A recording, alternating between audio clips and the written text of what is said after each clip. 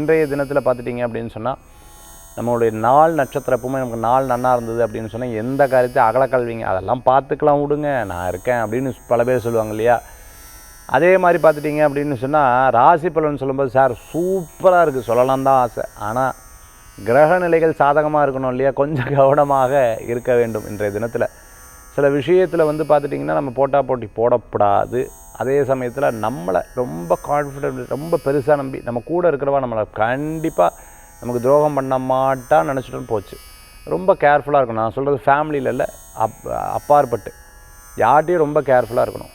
சில விஷயங்கள்லாம் பார்த்துட்டு இல்லை அப்படின்னு சொன்னால் நடக்காது இருக்கும்போது அதோடைய வேதனைகள் நிறையா இருந்துட்டு இருக்கும்.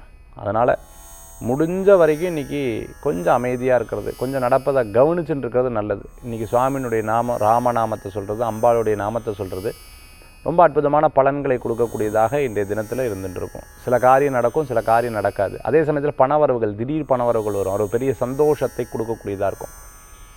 என்ன மாதிரியே எல்லோரும் இருக்கணும் அப்படின்னு சொல்கிறது தான் கரெக்டு தான், தப்பு கிடையாது. ஆனால் என்ன மாதிரி எல்லோரும் இருந்தே ஆகணும்னு சொல்கிறது ரொம்ப தப்பு. ஏன்னா உங்களுடைய குணாதிசயம் வேறு, அவங்களுடைய குணாதிசயம், உங்களோட ஸ்பீடு வேறு, அவங்களுடைய ஸ்பீடு வேறு, உங்களுடைய எண்ணம் வேறு, உங்களுடைய எஜுகேஷன் வேறு, அவங்களுடைய எஜுகேஷன் வேறு, உங்களுடைய செயல் வேறு, அவங்களுடைய செயல் வேறு.